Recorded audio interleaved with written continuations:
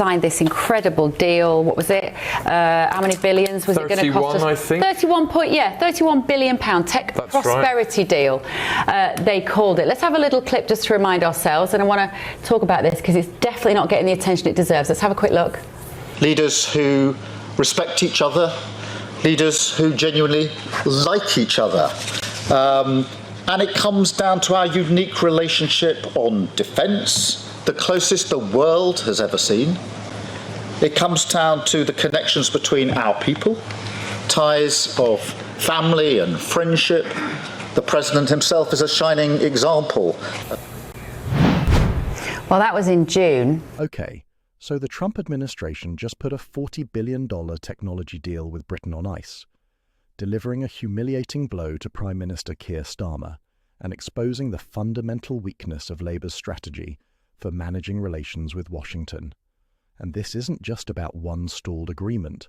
This is about how Trump uses the leverage of American market access to extract concessions from allies, about how Starmer's attempt to cultivate Trump through charm and accommodation has spectacularly backfired, and about what happens when a British government discovers that bending over backwards for Trump gets you nowhere except flat on your face while he demands even more. The suspension of the tech prosperity deal, which was supposed to showcase the strength of the US-UK special relationship and bring billions in American investment to Britain, instead reveals that Labour is failing to deliver on the promises it made, and that American patience with British foot-dragging has run out. Now, let's be honest for a moment. Mainstream coverage often focuses on headlines, but skips the context, incentives, and power dynamics behind the scenes. That's why this channel exists, to break down what actually matters, based on public reporting, institutional rules, and how power really works. If you want to stay ahead of these stories, make sure you're subscribed. We bring context, not spin. All right, let's get back to what just happened. Here's what actually happened. According to reporting from the Financial Times, Reuters, and other outlets, the United States has suspended implementation of the tech prosperity deal that was agreed during President Trump's state visit to Britain in September 2025. British officials confirmed that the US put the deal on hold last week. Sources told the Financial Times that US officials are becoming increasingly frustrated with Labour's lack of willingness to address so-called non-tariff barriers, including rules and regulations governing food and industrial goods. One British official stated that the Trump administration is pushing for the UK government to make concessions in areas of trade outside the tech partnership before moving forward. The tech prosperity deal was supposed to be a flagship achievement, demonstrating that Starmer could work productively with Trump despite their political differences and despite Labour's historical criticism of the American president. Under the agreement, Britain and the United States committed to work together on quantum computers, artificial intelligence, and civil nuclear energy. Major US tech companies pledged tens of billions of dollars in investment in Britain, including $22 billion from Microsoft and $5 billion from Google for data centers and AI infrastructure. The deal also included plans by British gas owner Centrica and US firm X-Energy to build small nuclear reactors in the UK. Starmer and Trump signed a memorandum of understanding on the deal in September during Trump's unprecedented second state visit to Britain, which featured extraordinary royal pomp, including a carriage tour and white tie banquet at Windsor Castle. The agreement was presented as proof that Labour could rebuild relations with Washington and that Brexit Britain remained commercially and diplomatically relevant. Now that proof has crumbled, with the White House confirming it has paused work on implementation after growing frustration with the UK's sluggish progress. Now, here's where this gets bigger than it looks. The tech prosperity deal suspension is connected to a broader economic prosperity deal that was struck in May 2025 and announced with great fanfare by Trump and Starmer.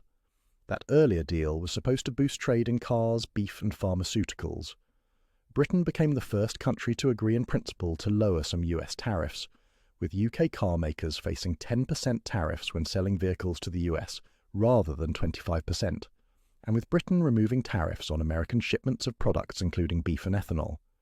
The US committed to eliminating tariffs on UK aerospace goods, such as engines and aircraft parts.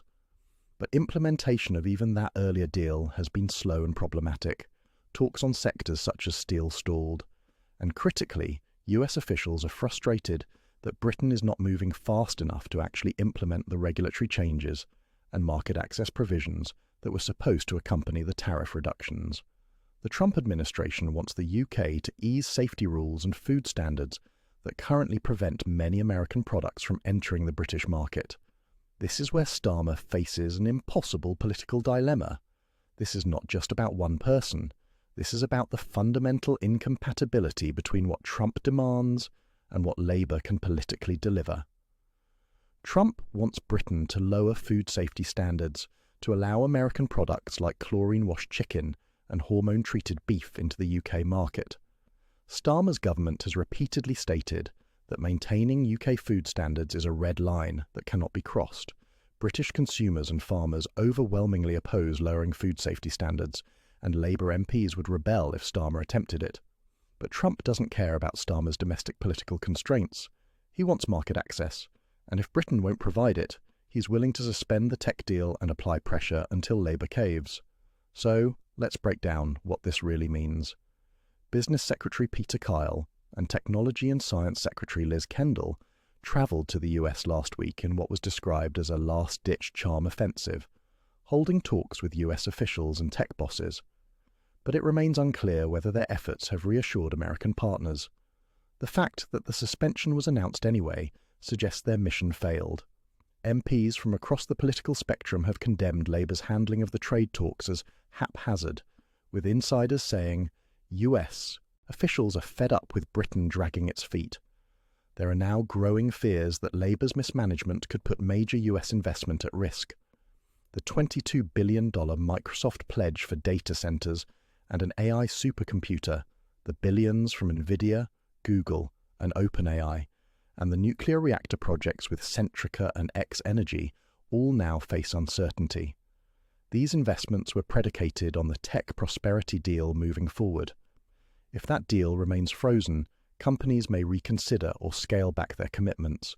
For a British government desperate to demonstrate economic growth and attract foreign investment post-Brexit, this is a disaster. And this is where the stakes become very real for Starmer politically. He has invested enormous political capital in cultivating Trump. He swallowed his principles and the principles of his party to accommodate the American president.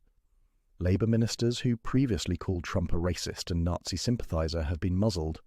Starmer has defended Trump against criticism, praised his immigration policies, and bent over backwards to show Washington that Labour can be a reliable partner. And what has he gotten in return? A suspended tech deal, continued pressure to lower food standards, and public humiliation as Trump's administration signals that British efforts are inadequate. The Conservative opposition is seizing on this failure mercilessly. Shadow Business Secretary Andrew Griffith slammed the situation, calling any eventual deal a Diet Coke deal, not the real thing. Conservative leader Kemi Badenoch tweeted, "When Labour negotiates, Britain loses. We cut our tariffs, America tripled theirs." Keir Starmer called this historic. It's not historic, we've just been shafted.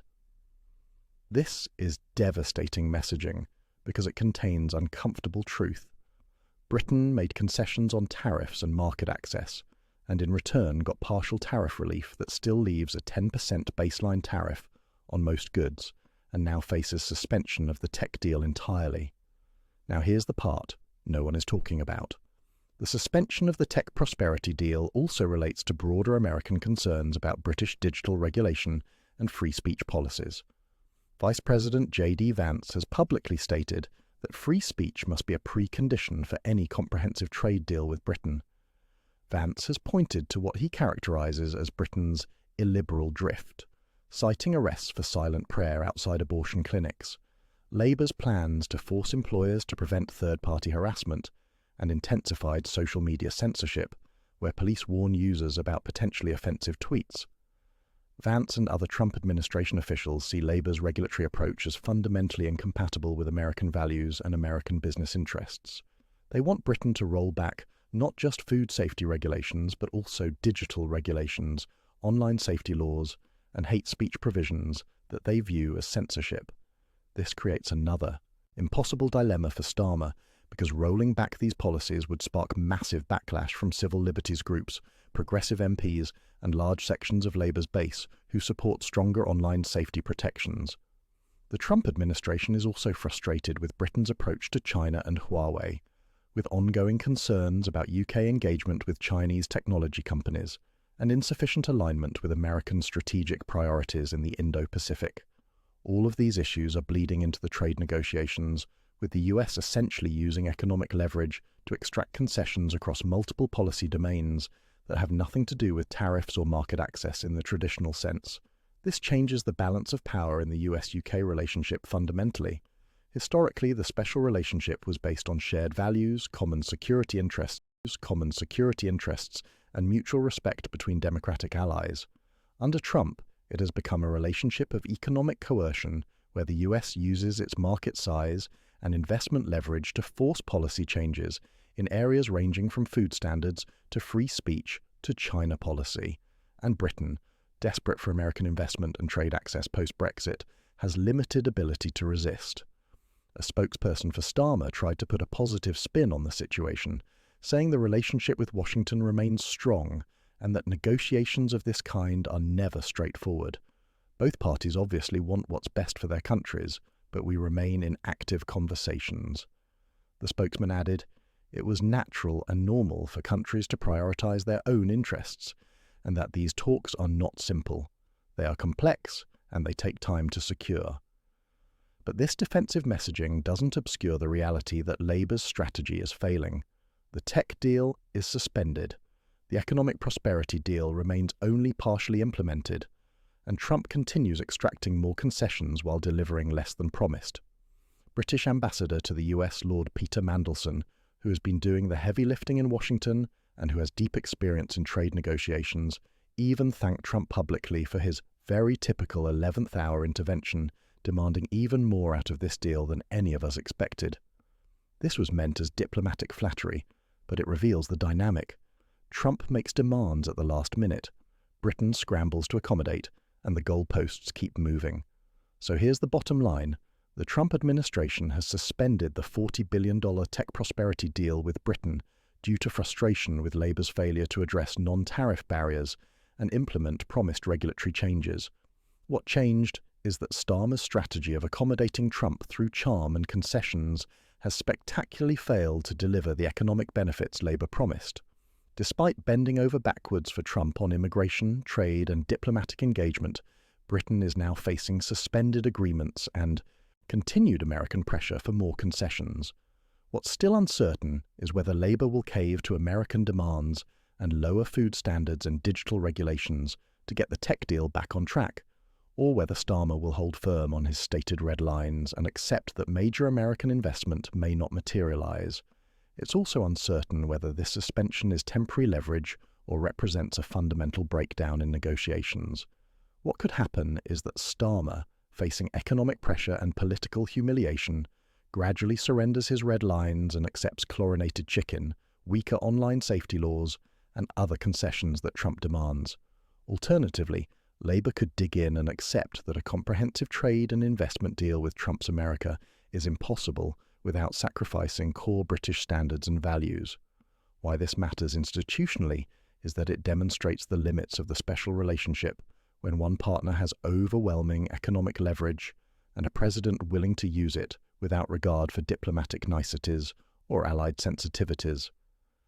Britain's post-Brexit dependence on American trade makes it vulnerable to exactly this kind of coercion, and Labour's inability to secure agreements despite enormous concessions shows that Trump's transactional approach to alliances leaves even the closest partners at his mercy. This story is far from over. Keep your eyes on whether the tech deal gets unfrozen and what price Starmer pays for it, whether American companies follow through on investment pledges or quietly scale them back, and whether Labour's humiliation on trade negotiations